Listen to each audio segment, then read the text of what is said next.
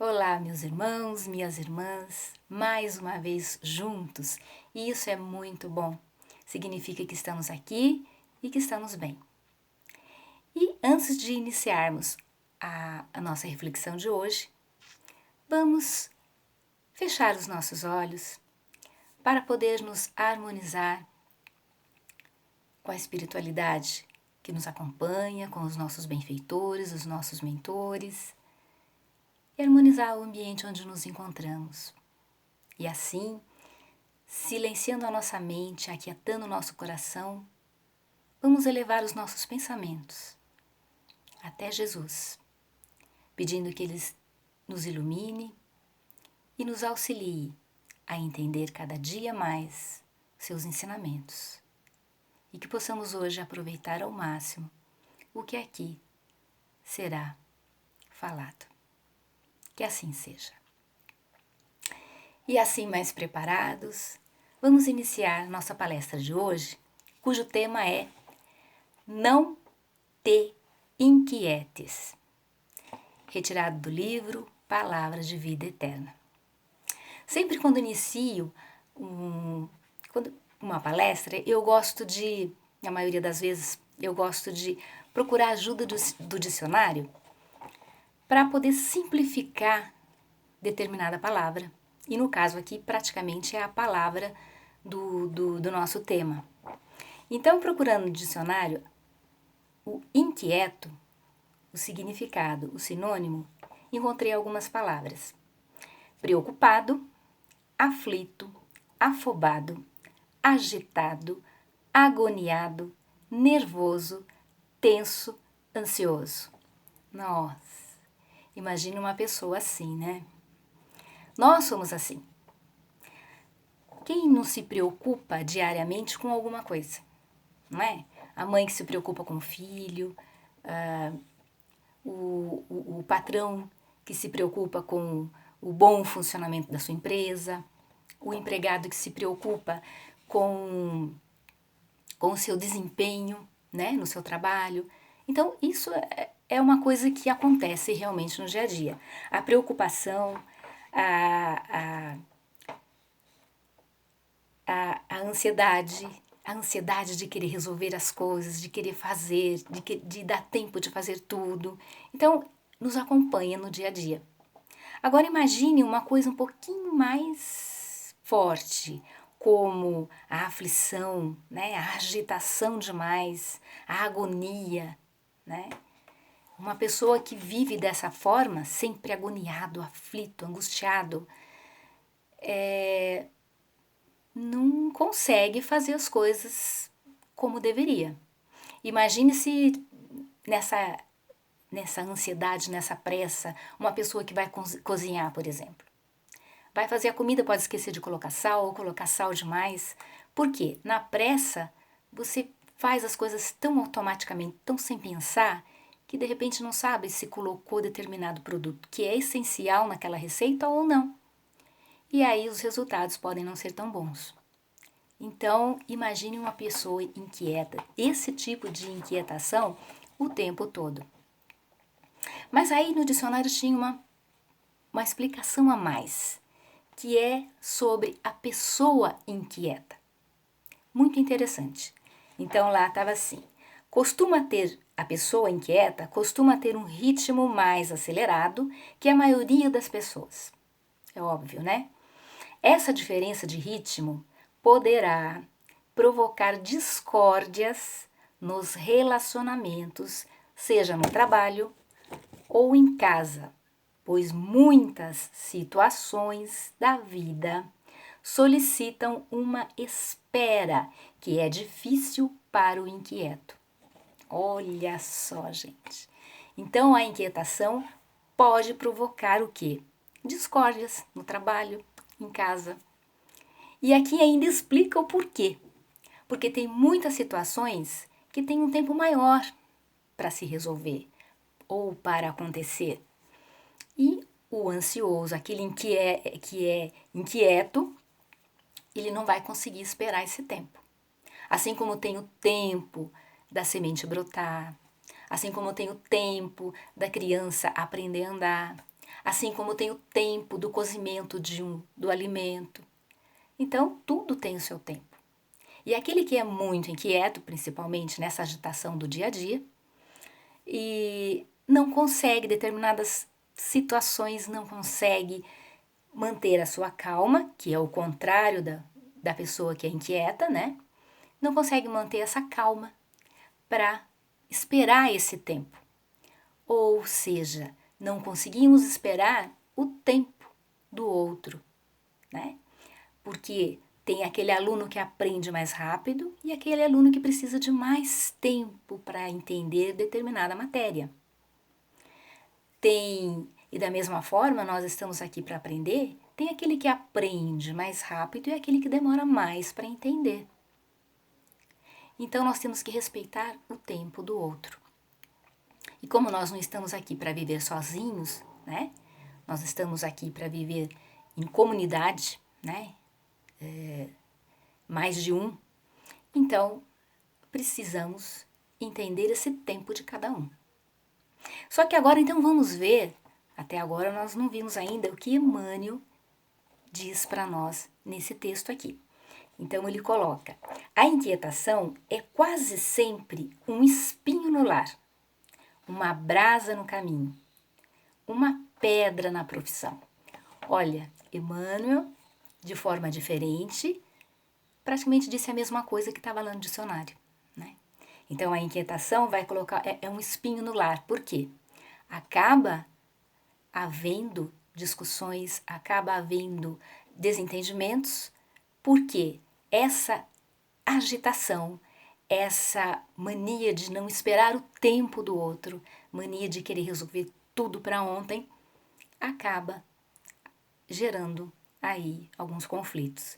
E ele coloca no lar, no trabalho, né, no caminho, ou seja, na nossa jornada, no nosso dia a dia, né, no relacionamento que temos com as outras pessoas, com as pessoas que acabam de uma forma ou de outra fazendo parte da nossa vida.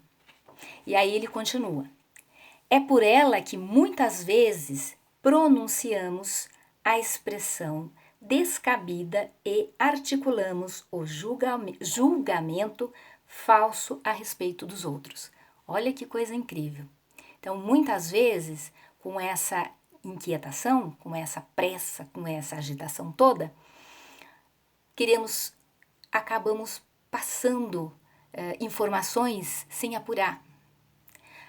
Acabamos mandando para frente coisas que não temos certeza se está certo, se é correto, se é... Então, o que acontece? Prejudicamos muitas vezes pessoas por conta da nossa ansiedade. Porque passamos informações que muitas vezes não são verdadeiras, mas na pressa recebemos e passamos. Então, né, a pessoa inquieta, ela não consegue ter um tempo para assimilar aquilo que ela recebeu, para ter o seu discernimento, para poder investigar, para poder ter a calma, que é o contrário da pessoa inquieta, para seguir, para realizar aquilo que realmente tem que realizar, para passar para frente as informações quando elas são necessárias e da forma correta. Muitas vezes o inquieto, ele tem a razão, mas na hora de se expor, na hora de relatar aquele seu entendimento, se coloca de forma errada e no momento errado, por conta dessa inquietação, por conta dessa ansiedade, dessa tensão, desse nervosismo, dessa aflição, acaba colocando palavras inadequadas na sua forma de falar, ou se for uma coisa escrita no seu texto, por conta da sua ansiedade. Não consegue enxergar muito aquilo que está fazendo, e se está fazendo realmente da forma correta. Então ele continua mais ainda aqui. Com ela geramos preocupações enfermiças e arruinamos a estrada própria. Olha aqui a seriedade de sermos tão inquietos, né? De vivermos nessa tensão, nessa agitação, querer resolver tudo para todos, querer fazer tudo ao mesmo tempo. Então, esse tipo de atitude nos leva a quê?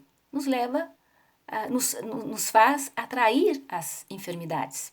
Então, a pessoa que é muito nervosa, muito ansiosa, ela tem uma dor de estômago, tem uma dor de cabeça e os problemas de saúde vão chegando, porque é uma pessoa que está sempre tensa, sempre com problemas para resolver e não consegue se acalmar, não consegue confiar na sua capacidade, não consegue confiar em Deus, não consegue confiar na espiritualidade que está aí sempre nos auxiliando nos momentos que nós mais precisamos.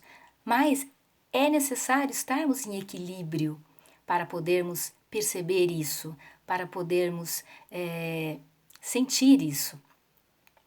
E é uma pessoa nesse estado não consegue ter um equilíbrio. Muitas vezes cai as vibrações e aí não encontra a solução do seu problema, daquilo que precisa ser resolvido, seja qual for a situação no caso.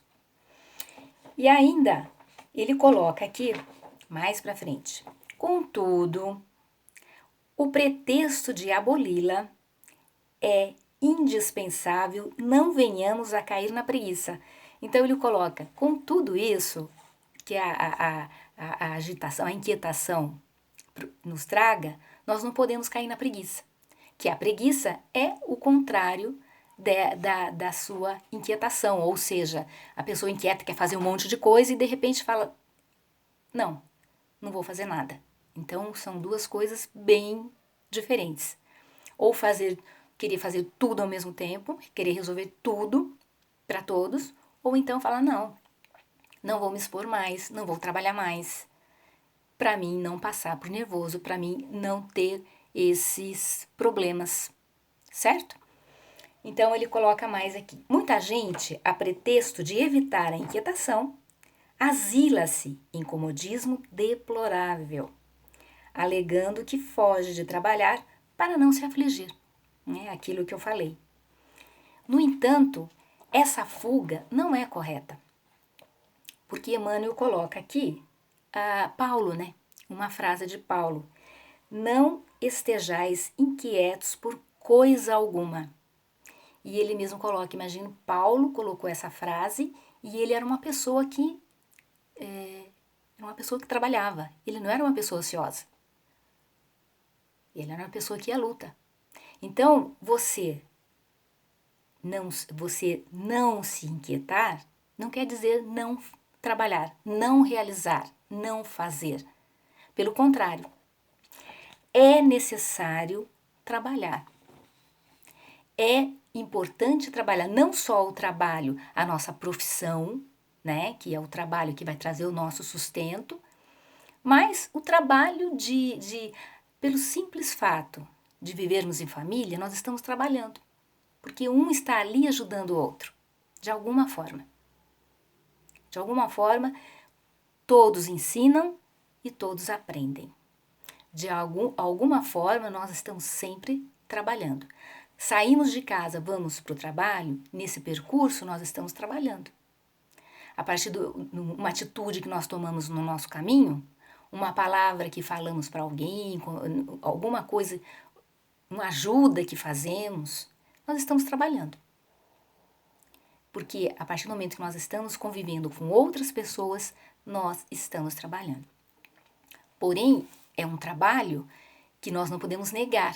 Não podemos falar, eu não vou nem sair de casa então para não trabalhar, porque aí não tem problema de ficar aflito, de ficar nervoso, de passar por nervosismo, porque quantas pessoas não passam, Nervoso no transporte, nervoso quando chega na empresa, lá no trabalho, às vezes encontra com uma pessoa que não é muito, uma pessoa meio inconveniente, que acaba desestruturando a gente, não é isso?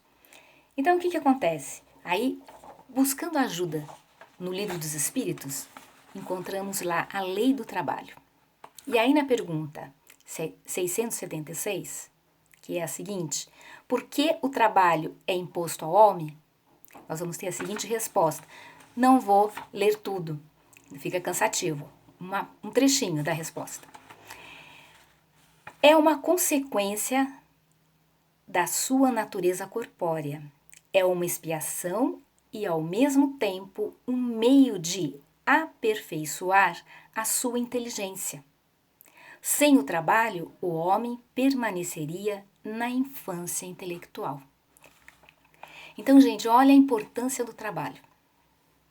Trabalhar não só no nosso emprego, né, do nosso ganha-pão, mas o trabalho, um trabalho voluntário, fazer alguma coisa. O trabalho que nós fazemos em casa. E como eu já disse, né, só de estarmos relacionando com o outro, nós estamos trabalhando, porque nós estamos passando alguma informação e estamos ao mesmo tempo recebendo, né? Estamos trabalhando por nós mesmos. E por que esse trabalho aqui? Porque se não trabalha, fica na infância intelectual. E precisamos aprender cada vez mais para progredir, para evoluir. Nós precisamos evoluir também intelectualmente, não só espiritualmente. Nós precisamos evoluir intelectualmente, moralmente, espiritualmente. Nós precisamos evoluir por completo. Embora o intelectual não acompanha, o intelectual sempre vai mais rápido do que o moral, do que o espiritual. Porque a gente se envolve muito com as coisas materiais, né? E acaba deixando um pouquinho de lado essa parte da moral, do espiritual. Então vamos seguir. Buscando mais um pouquinho de esclarecimento no Livro dos Espíritos, encontramos a lei do progresso. Na pergunta 780A, então nós temos a seguinte pergunta: como o progresso intelectual pode conduzir o progresso moral? Então vamos ver aqui. Dando a compreensão do bem e do mal, pois então o homem pode escolher. O desenvolvimento do livre-arbítrio segue-se ao desenvolvimento da inteligência e aumenta a responsabilidade do homem pelos seus atos. Então, veja bem. Então, por que o trabalho? Então, esse desenvolvimento intelectual é que vai auxiliar no desenvolvimento moral. Porque quanto mais a gente aprende, não só fazendo cursos, fazendo faculdade, né? Mas aprender com o outro, com a vida, com o relacionamento no trabalho, com tudo que nós aprendemos, a gente, o que evolui? O nosso intelectual. E a partir daí nós vamos começar a perceber o que é certo, o que é errado, o que é bom, o que é ruim, o que é bem, o que é mal. E aí nós podemos fazer as nossas escolhas, porque temos o livre-arbítrio. Porém, temos a responsabilidade com essas escolhas. Então, nós temos que nos manter calmos, que é o contrário da inquietação, trabalhando na nossa jornada, o que nós viemos fazer aqui, certo? Porque esse trabalho é que vai nos ensinar para podermos evoluir moralmente. Né? Que a moral, como eu disse, a gente sempre caminha um pouquinho mais para trás, porque a gente acaba se preocupando mais com as coisas materiais, não é? Então, quando nos preocupamos mais com as coisas materiais, colocamos a matéria acima, nós estamos, se olharmos lá no fundo, nós vamos encontrar um vilãozinho aí, que está provocando tudo isso, que é o egoísmo. O egoísmo, ele está sempre por trás dessa situação. Então, nós temos que procurar trabalhar para nos libertar desse egoísmo, que não é fácil, né? Que é difícil. Mas o importante é entendermos uma coisa. A nossa vida, na maioria das vezes, nós nos inquietamos sim. Mas precisamos lembrar do que Emmanuel coloca aqui, o que Paulo disse: não inquieteis. Porque a inquietação, essa agitação excessiva, esse nervosismo só atrai coisas ruins para a nossa vida. Então, procurar manter o mais que pudermos da calma, para podermos encontrar as soluções e as respostas, para podermos trabalhar e trabalhar bem, para podermos fazer as nossas escolhas, as melhores escolhas, né? Fazer as coisas boas para evoluir moralmente, né? E aí nós lembramos na passagem do Evangelho da porta estreita. Olha lá, entrai pela porta estreita, porque larga é a porta da perdição, e espaçoso o caminho que a ela conduz, e muitos são os que por ela entram. Quão pequena é a porta da vida, quão apertado o caminho que ela conduz, e quão poucos a encontram. Então, porque realmente não é fácil, né? Se seguirmos, se batalharmos para a nossa evolução moral, é um caminho mais apertadinho, um caminho mais difícil, uma porta mais apertada. E aí nós vamos lembrar do quê? Muitos são chamados, poucos os escolhidos. Porque muitas vezes deixamos para depois, deixamos para mais tarde aquilo que é mais difícil, né? E vamos trabalhando e vamos realizando a nossa parte material e esquecemos de uma coisa muito importante, que é esse desenvolvimento moral, desenvolvimento espiritual. Espero ter podido ajudar e na explicação desse tema tão interessante e tão bom. E para finalizar, deixo aqui trouxe uma mensagem, que é uma mensagem de André Luiz, psicografado por Chico Xavier, do livro Respostas da Vida. Vou ler só uns trechos da mensagem, para não me estender demais. Se você acredita na preguiça, olhe a água parada. Seja qual seja o seu problema, o trabalho será sempre a sua base de solução. Diante de qualquer sofrimento, o trabalho é o nosso melhor caminho de libertação. Quem trabalha encontra meios de esclarecer, mas não tem tempo de discutir. O sucesso quase sempre se forma com uma parte de ideal e 99 partes de suor na ação que a realiza. Então, meus queridos irmãos, ficar parado não dá, né? Vamos pensar numa água parada, né? Então, nós precisamos realmente trabalhar, porque o trabalho, ele nos ajuda a viver melhor. Ele nos ensina. Então, nós estamos aqui para isso, para aprender e para ensinar. E vamos sempre vigiar, que é o que Jesus dizia, orai e vigiai. Vamos vigiar o nosso livre-arbítrio. Vamos vigiar as nossas escolhas e procurar realizar da melhor forma possível, como Paulo disse. Não nos inquietamos. Então, fiquem com Deus. Até a próxima, se Deus quiser.